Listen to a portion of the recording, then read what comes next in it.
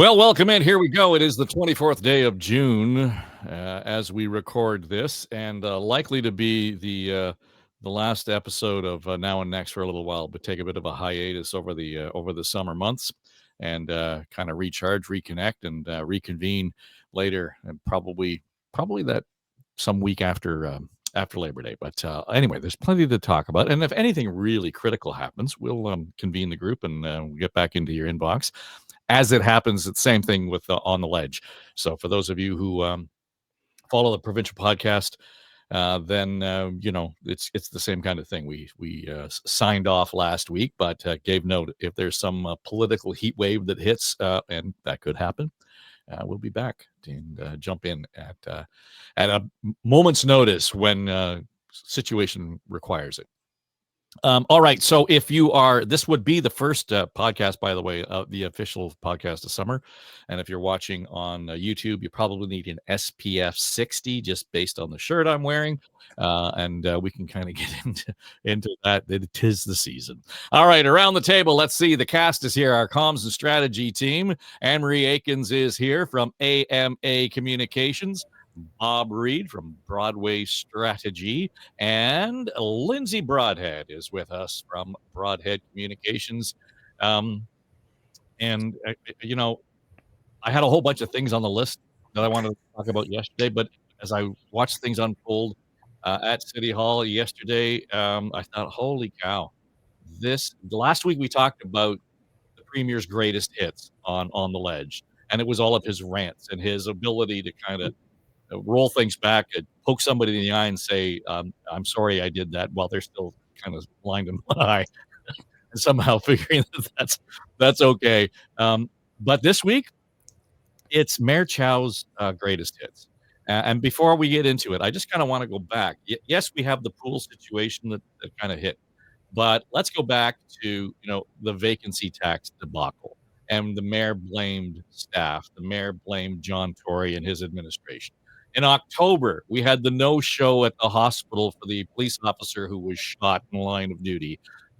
She had another event to attend. It was the retirement, I think, of the fire chief, so she had remarks there. A couple of days later, trouble because she doesn't attend the October 7th memorial, blames staff for a lack of an email.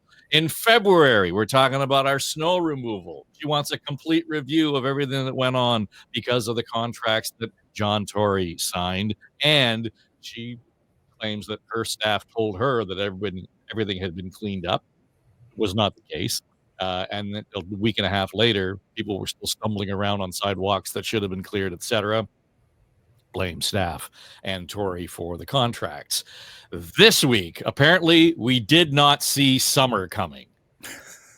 So, and never mind the heat wave.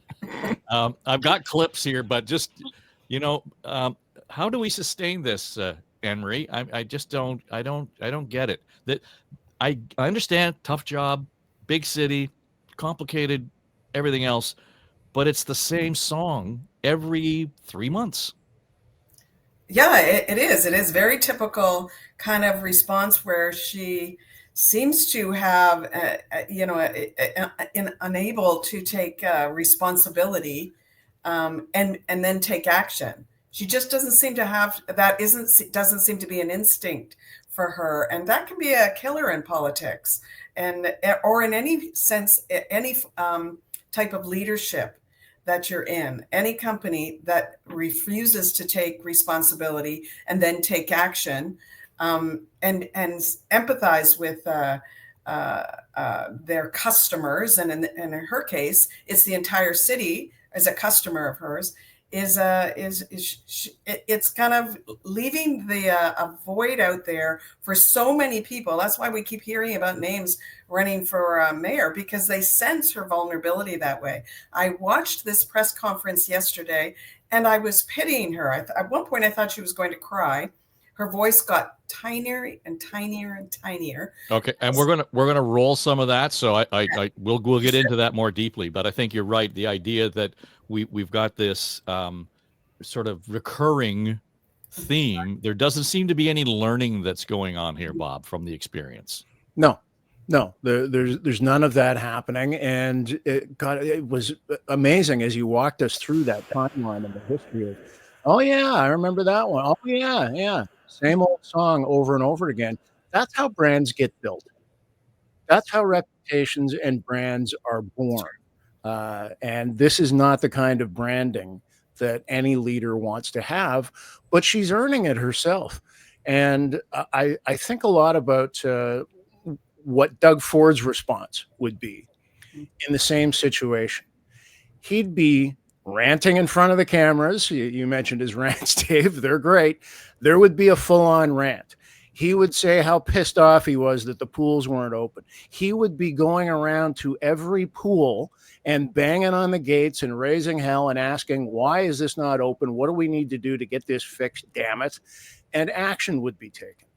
We don't see that here. We see the, oh, well, it's not our fault because. And this time it wasn't city staff. It's the provincial regulations that say, well, the lifeguards can't sit in the sun for hours and get overheated, which is fair and true. Absolutely. Nobody wants to see people suffering in this heat if they're fully exposed to the sun and all that. So how about we get some umbrellas in there? Like Doug Ford would have giant umbrellas in the back of his truck and drive around to every pool. But we don't see that kind of response from Olivia Chow. It's always, well, the blame for this really lies over there. And hey, I announced that all the pools would be open by the end of June, and we're not quite at the end of June yet, so we're on track with that. We don't care. This is fundamental level, municipal, street level politics. Open the damn pools. And if they're not open, you better be able to explain why and show us what you're doing to get them open.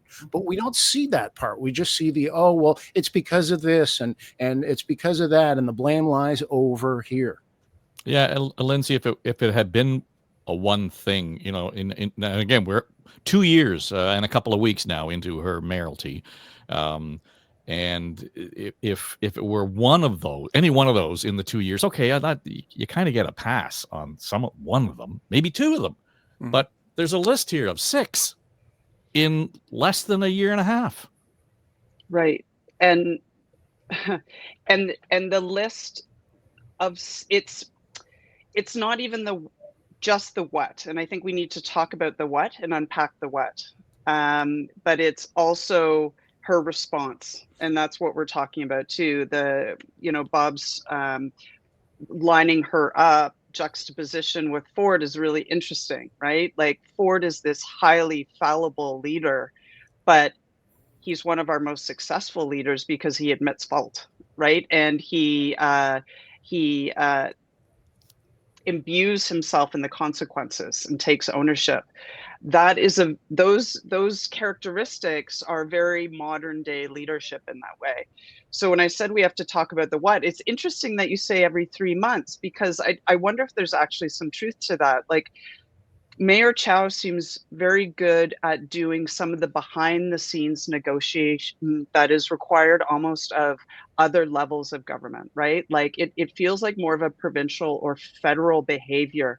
The work that she and the team did to help right size some of the budgeting that Toronto desperately needs to go through, that I think was largely a success, but was very much behind the scenes, as it were. It seems the seasonality, this every 3 months trigger, has to do with the running of the city. Messy city building stuff, the stuff that you need to touch, doesn't seem to be her forte. She doesn't seem adept enough to address it.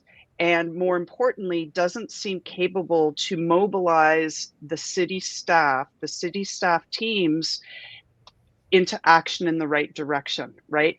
And that's what a big city mayor needs to do, and that's where she keeps faltering. So there are some trends here, but we also can't ignore the communications piece about this, and that's where Bob, Anne Marie, and I come into this, watching clips. And I don't know if that's the bridge you need, but that's where it becomes really troubling and head scratchy, because that has to do more with her immediate team and how she's being prepped where she thinks the truth is, and does she really believe all these people everywhere are always at fault and they're fireable, or is it simply that's her reflex, and that's her deferral? I don't Yeah. know. Well, there's a couple of things that kind of layer onto this as well. I mean, we've talked about the deflection is one thing. The I didn't know, seems to be a common chorus. We need to do better. Okay, that's going to be a great bumper sticker slogan for her reelection. But the other side of this is, and you've alluded to it, is this timeline also, because when we go back to it, I look at what happened with the snowplows. She calls for a full review, and I'm using the air quotes for those of you listening on the podcast. Here was her opening remarks yesterday, just about how they were managing. Oh, it might get hot this summer. Residents expect us to do better, and we must do better. I'm asking the city manager to review the city heat relief strategy by the last quarter of this year. I'm asking staff to determine high priority locations for surge capacity water trucks. Right now, these water trucks are in Nathan Phillips Square, Sankofa Square. There might be other areas that we need these water trucks, so let's look at it. Just to be clear, she's talking about asking for a review of the heat strategy by the end of the fourth quarter. So it's going to have fucking snow on the ground. We're doing that. In December, we'll have all the answers to the heat wave response. That's great. Yeah, right. Wonderful.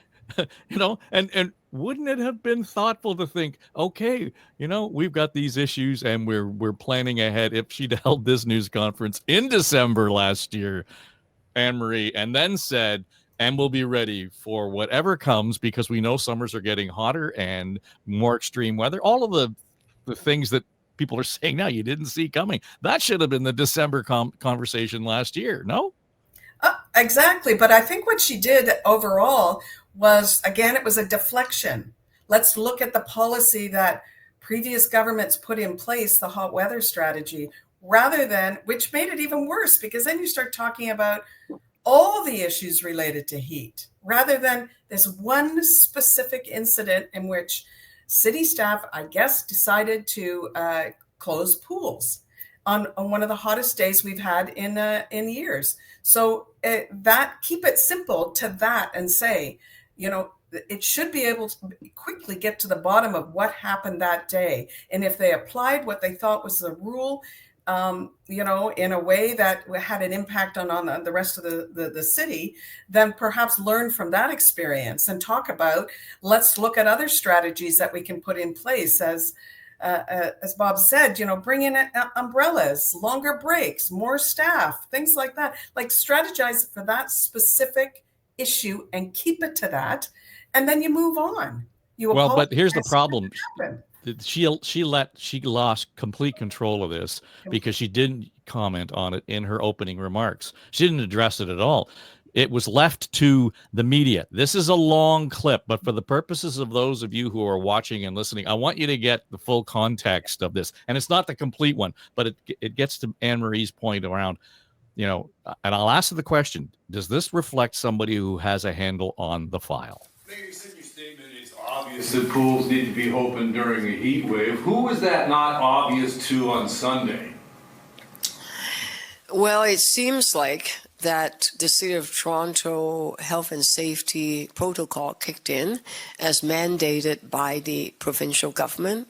Ministry of Labor have an employment standard branch, and that the employment standard branch said that there needs to be safety protocol. We need to protect the lifeguards. And when the Humidex went to a certain 40 plus, then some of the pools that got too hot, perhaps because they didn't have shade structure, then the lifeguards took a longer break, which in some cases quite a few hours, and then they opened it up after. But the problem is that during the time that they were closed, that the residents are not able to go to them, right? So it's the Parks and Recreation Department needs to see that in advance. And now, a lot of those pools are opened up a week earlier, a week and a half ago. I said all the pools will be open by the end of June. We're not there yet. So there's a group of pools that are pulled forward to open now immediately because of the heat waves. And perhaps they can be better prepared. Shouldn't your administration have been prepared? Well, we were very prepared for it. We announced that there would be pool opening, and they were 85 of them were open. There were a few at one point, 15, and then became 5. You know, some were open. They were closed for 1 hour, 2 hours, 3 hours. They were technically open. They just had a closure period. They were longer because the lifeguards were feeling really hot. Now, under the health and safety protocol, they are entitled to do that. We could, if we are allowed to send paramedics to go and check, we can then reopen them. So that is working it out between the city and the provincial government, which is now happening. Literally every day, thousands of city workers work outside. Parks people, construction people, and they work in the heat. I'm sure you've done speeches in blazing hot heat. I have. Yeah, and you don't say, I'm not going to do it because I'm too hot. Isn't it ridiculous that none of these people have pools to jump into? That people who literally have somewhere to cool down can't do their job in the heat. I agree that they could have jumped into the pool and cooled down and come back out. And we could have provided some extra support. By the time we found out about it, when it was closed, we immediately swung into action, which is why the number of pools, now 85 of them were open, okay? So, and then the numbers that were closed for a few hours, then became smaller and smaller, and became 5 at the time, later afternoon. I'm sorry for that, but I think you kind of had to feel the whole thing to get a sense of it, and it went on, and she started talking about the new lifeguards, and they're young people, and they have new jobs, and they were thrown into the job early, and it was just rambling as we went through this. A couple things. So clearly, I think it's self-evident that there was no handle on the file at all. 1, 2, 3 of you making the point about being prepared, not prepared for it at all. So that's a staff issue. But the other side of this is, and God love them, I mean, we all know many of the folks who were involved in that scrum on the media side. Nobody pressed her on who made the decision to close the pool. Who was in charge? How did that happen? Didn't press her on it. There's still no answer on any of that. Cites the protocol. Okay, well, what happens when the protocol kicks in? Does Bob get to say, I'm closing this because he's the senior guy on site? What happens, right? So that didn't happen. So we still don't have any answers. I'm reading a reporting this morning from the Toronto Star where people were showing up to pools in the West End and in York, the old city of York. Pools were closed too, with no apparent reason one way or the other. So whatever was happening at City Hall was not translating to what was going on the ground at facilities across the city. I don't know where you take that, Lindsay, but oh my God. To be honest, I have to say I'm less concerned about the pool closures. It's the lack of foresight, right? Agreed. Yeah, I agree. The pools aren't the issue specifically. It's a reflection of the bigger problem. Yeah, and that's kind of where I'm going is, right now, and I'm giving the mayor and leadership a huge bucket of leeway here with these statements. I think leaders right now, and we keep talking about leadership, and we probably will keep talking about it because it connects to communications over and over again. When you look at CEOs and organizations, there's never been a time in history when there's been so much scrutiny and pressure for leaders like that to have all the answers to all the things, and it's impossible, right? They've got to rely on a number of inputs and a number of people to get things done. But as a result, organizations are having to pivot, and they're having to pivot to focus in on the critical things, the things that they are experts in, the things that they need to drive, the things that are going to lead with on value. Over and over and over again, we're seeing this with CEOs and leaders. I'm somewhat hesitant to compare politicians to CEOs, but there is a likeness in this case. The city of Toronto has too much stuff to fix. So what do? If use the house analogy. If there's so many things in your house to fix, you can tear the whole thing down, or you just have to start thinking of what the essential things are. And why this is such a head scratcher to me is for 2 years now, almost, with this administration and following COVID largely, I think there's been great sympathy from the public that there are too many things that need to get fixed. We know this as the public, we're not dumb, right? And she came out of the gates as mayor in that space, and I think there was optimism there. But what she's doing is she's going to all the wrong places, right? I don't want her talking about, national issues of import. That's not her space. Her space right now should be low, street level, garbage, safety, like all the things that we touch and feel and experience at the city level. But instead, it's all over the place and it's diffused. And she's lost the thread on what her core function is. And as a result, the communications is reflecting that, right? What would be so powerful is if she said, I'm going to fix these 3 things. And that's where she started and why I'm so confused. And the day-to-day business of the city has to be that one of those things, and it's gotten lost. So why do the pools matter? Because they knew the weather. Because whether it's winter or summer, we know that populations are affected by temperature greatly, right? From a safety level, it's talked about all the time. So these are the things that become a head scratcher because it's not about the pools, it's about your readiness to do the basics right. And that's what we want city leaders to do right now. And I think why we're all just so perplexed. Yeah, it becomes more, it's sort of the cycle of frustration that builds upon itself. And I think at some level, Anne-Marie, the effect is indifference for the most part, for those people who are watching. We're all paying attention to this and we're banging the desk. But for the most part, people kind of give up on it in a hurry.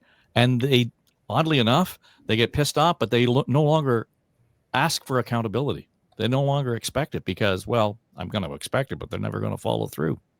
Yeah, and it just, when you evade the real issues and you evade taking responsibility and you evade taking action, then that sends a clear message to your constituents and your customers. As I go back to that, because they are customers, you just don't, you lack the trust. And if a leader loses trust from their basic customers, then it becomes more and more difficult to do your job. It also made me think instantly, is she hiding something? Was it what was the issue? Were there not enough staff? Are the pools not staffed enough? So was one person trying to sit in the hot sun all day and not able to take a break because they don't have backup staff? I'm guessing because in the void of real answers, I will start to fill it in on what I think might be happening. And that's what happens if you don't give a clear answer and you don't accept responsibility. People start to fill in that space. And I think she's either somebody didn't recognize, whether in her core team or her herself that this was going to be an issue, and confront it, get the story out there first, whether it's at that press conference or well before, preferably that press conference, that somebody didn't advise her correctly on that this is going to be an issue. Seems small, that it did seem small in light of how, screwed up the city seems to be so many times. This might be small, but it's a reflection, as Lindsay said, of the larger problem of it. And she completely dropped the ball on it, and still has. I still haven't seen accountability from it. She hasn't, she's backtracked from it. Initially, she immediately blamed the province and the Ministry of Labor, and then has had to backtrack from that. Nothing worse if your leader is just backtracking the whole time. So, Bob, the issue, though, becomes, whether or not this sticks to the mayor in any form or fashion. I recall us having this conversation over the October 7 memorial back in the fall, and it might have been you who suggested, this might be the beginning of her, the end of her opportunity for reelection, and this is going to be something that sticks to her. Considering the frequency, considering the repetitive nature of the lack of preparation, the whatever we want to call it, lack of grasp of what's actually going on and what we need in the city. Does this affect any kind of consideration she might have about running for re-election? About whether she will or not? Well, I you got to think that the pressure is going to be on her. I suspect that, if she wanted to run as an incumbent, generally that would be a positive thing. Likely that she would win just based on incumbency. Mm-hmm. But I don't think we've seen this before in terms of, Rob Ford aside, in terms of how a mayoralty, how things have played out vis-a-vis getting the job done is the issue. Now, does that have any impact on her ability to be reelected? Oh, for sure it does, because the litany of failures that we've been talking about have now gotten critical mass. It wasn't one of those things where, well, that could kind of happen to anybody, and you can't really foresee everything that's going to happen, so we'll give a pass on this. It's a consistent pattern.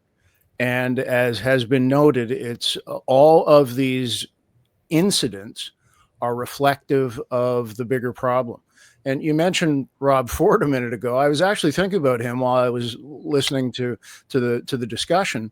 One thing about Rob Ford, that he was very good at was that street level problem solving. Potholes, right? You had bad potholes on the streets in your neighborhood. You called Rob Ford. He would show up with the pothole repair crew and get it done, because he understood that it's all well and good to point fingers at others who might hold some responsibility, but at the end of the day, you got to fix the damn problem.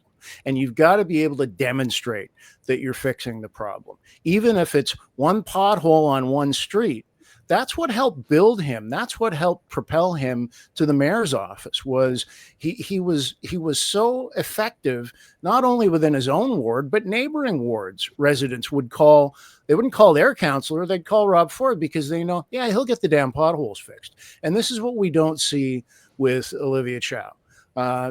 She says, I've called for a full review of the city's heat strategy by the end of the year. That's a big bureaucratic response to something that's far more immediate. Why aren't there umbrellas over the lifeguards at the pools? Why aren't there ways to ensure that on very hot days that the lifeguards can continue safely and comfortably to fulfill their role, so we don't have the pools closed? And even if she didn't have the answers, she should have articulated those questions. And her approach on all of these various incidents should be that I'm really upset about this. I have a lot of questions, and I am demanding answers to these following questions. I want to know how this happened, what happened, and how do we fix it going forward, rather than, well, I've asked the city manager for a full review and we'll await the findings of that.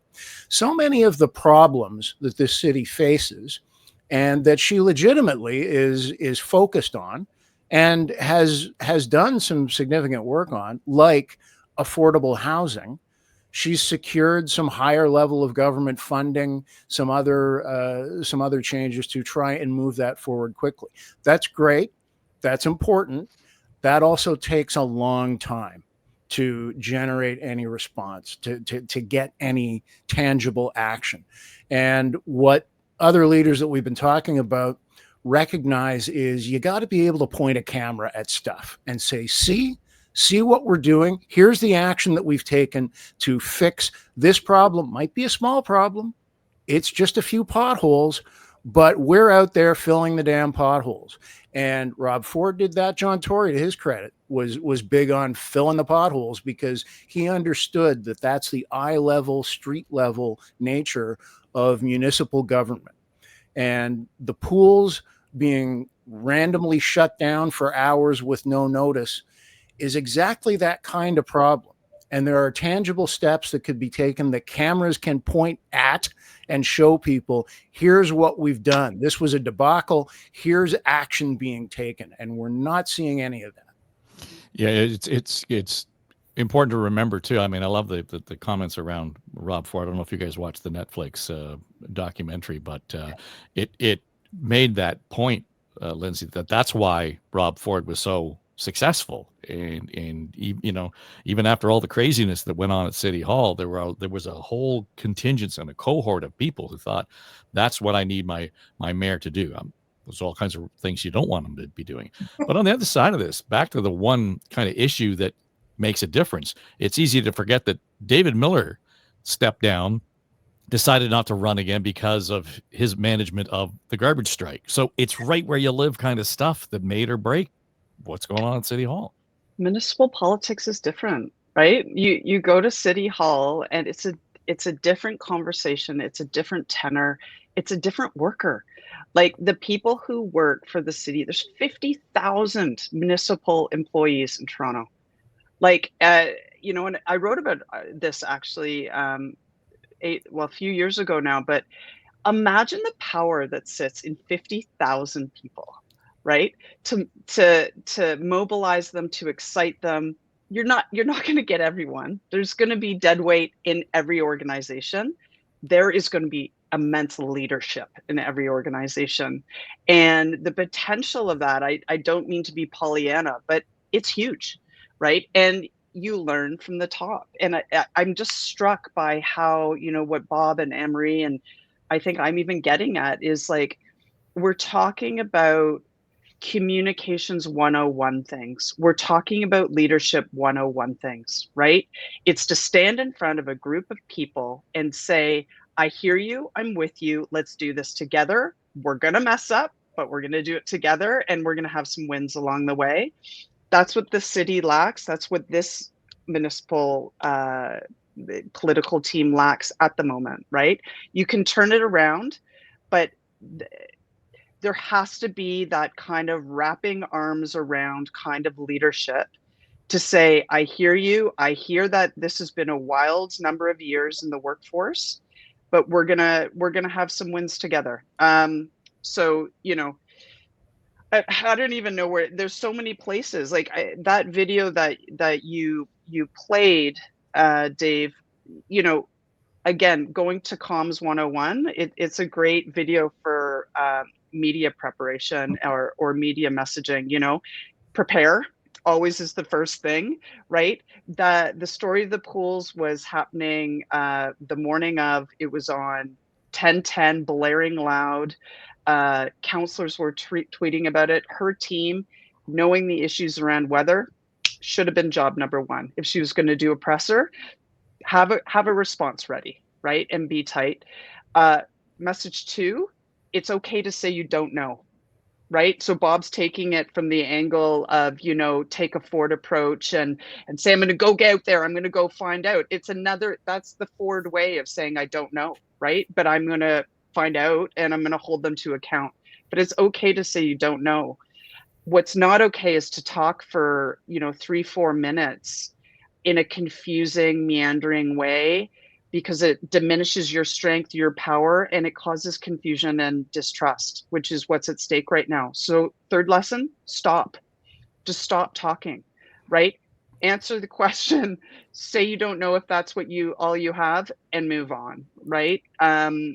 So I'm struck by the 101 nature of all of this, and its connection to trust.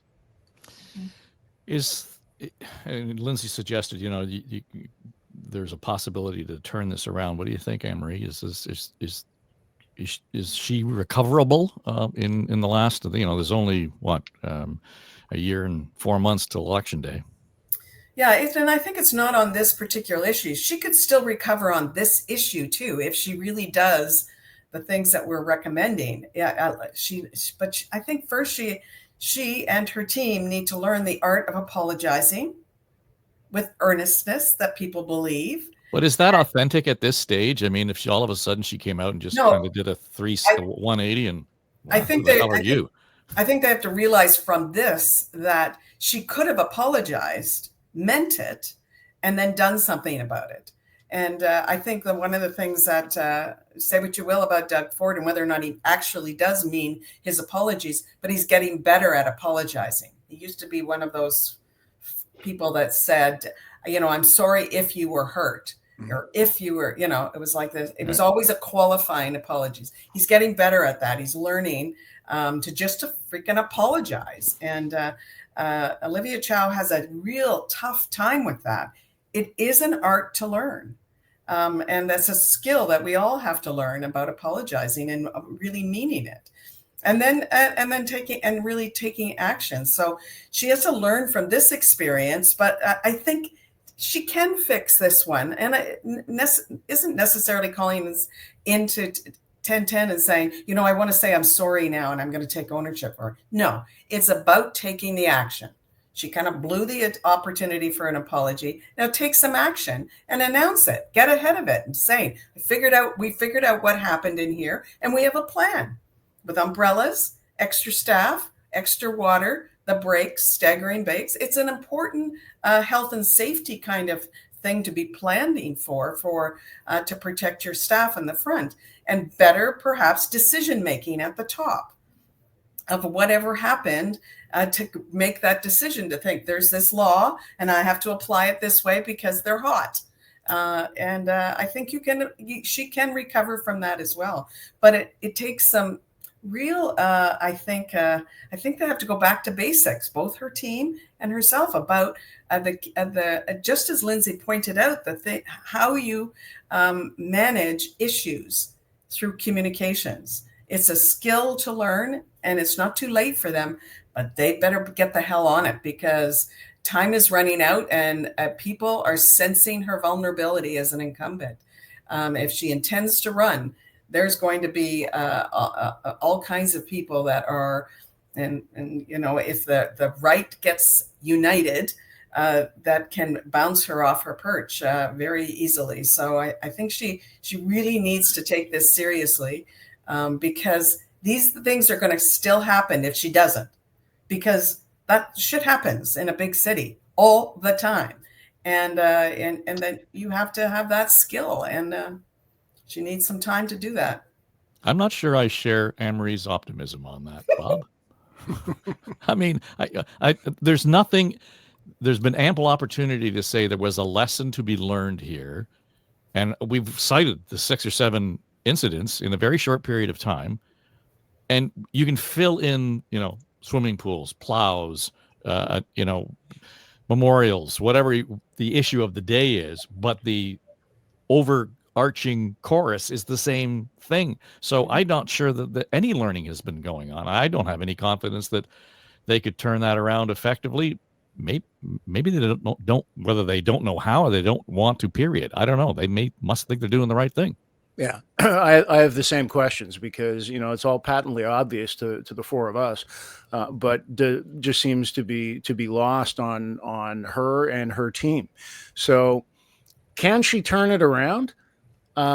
She does have some runway. She's got a year and a bit, but it's got to stop. And the next time something blows up, and something will, there has to be evidence of a change in approach on all the points that we've already summarized here. But there has to be a very clear change in direction starting now. She or her chief of staff or all of them need to get it into their heads. This stops now. We can't afford any more of these. We've got to change our approach, change our response, be nimble, be empathetic, be understanding, be pissed off, and be seen to be doing. And if we get a year of that, then these things can go into the background and there can be some shift in focus. Again, I'm not saying that that's easy or that it's even maybe achievable, but that's the only way, that's the only path forward for her is to make a significant change like that. Well, and Bob gave her some grace in terms of it being a year, Lindsay. Let's face it, the election campaign will start on January the 2nd. Yeah.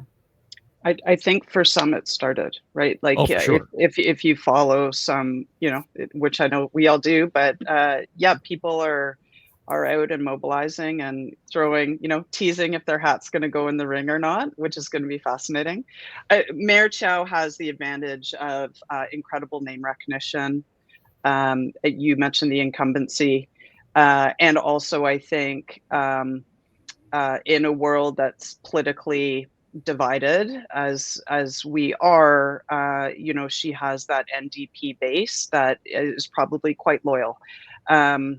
So I'm not sure. I'd love to know the breakdown. And I guess the fourth thing also is that because we're a city, unfortunately, that doesn't vote en masse, you can win with margins, right? Small margins. So the win is very optimistic, right? So it'll be interesting to see how subjects like this become fodder for campaigns, and what's sticky with the public moving forward, depending on who's in the race. Yeah, I can already imagine the Anne Marie that Brad Bradford's in at home in his office doing shot listing all of the incidents from the videos, so he can put his campaign together. And I'm being facetious in that, but that's the kind of scrutiny that this campaign or this administration is going to come under, not just now, but as soon as it becomes legal for them to declare and sign on the dotted line, the nomination papers, all sorts of things. This is probably going to be, if she runs again, one of the more intense elections that we would have with an incumbent in the chair. Yeah, and often incumbents get booted.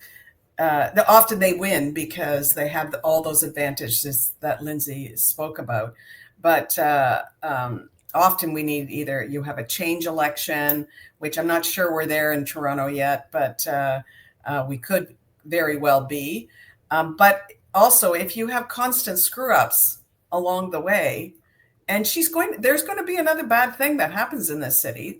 Guaranteed things happen. And how you handle each of those things people will remember. I know of at least two situations, and yesterday's was one of them.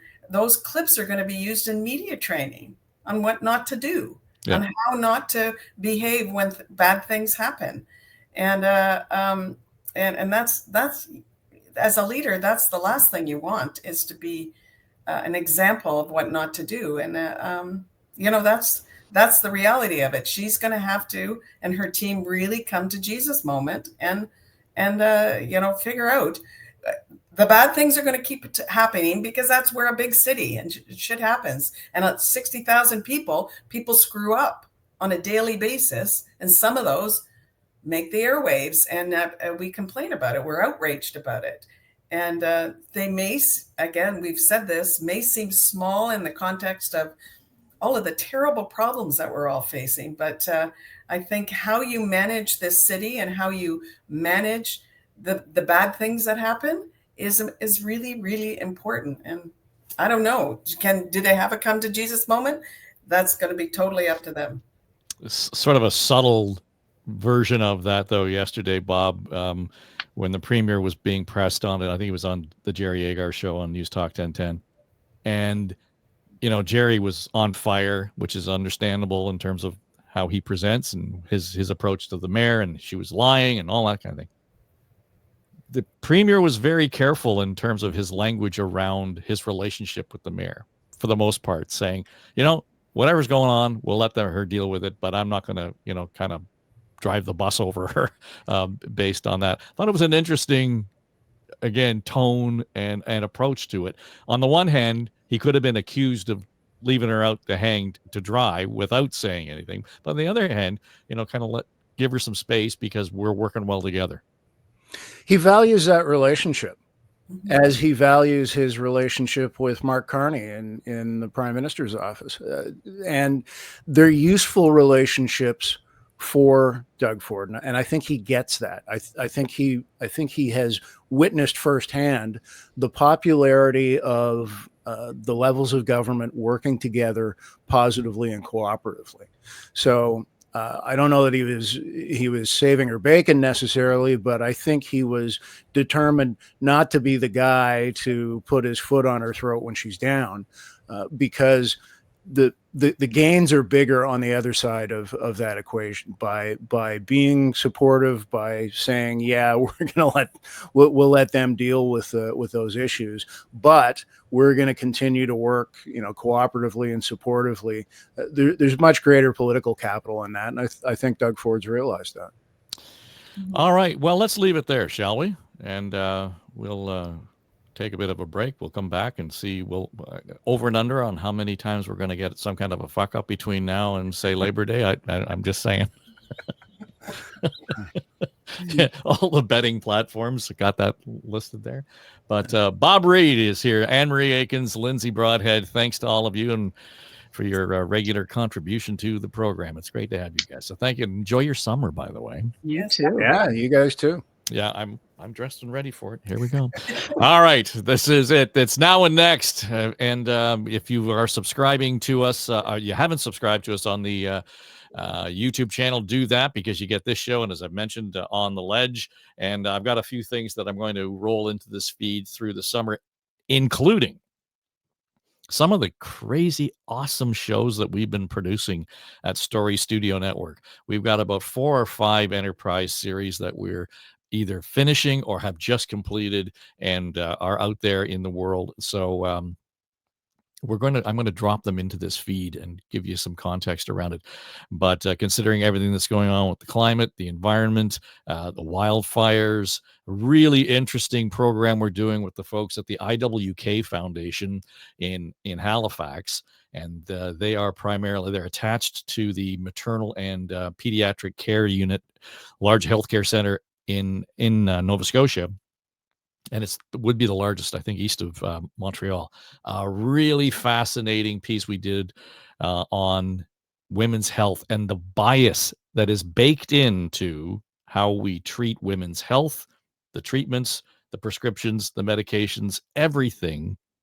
There's this incredible bias where almost everything is tested on men, not women. What? Yeah. Anyway, it's really an interesting piece. So that will be among the shows that we'll feature in this feed through the summer break. Thanks for being here. Make sure you subscribe to the YouTube channel, and make sure you also hit follow or subscribe if you're listening on Apple, iHeart, Spotify, wherever you might be. I'm Dave Trafford. This is Now and Next for Story Studio Network.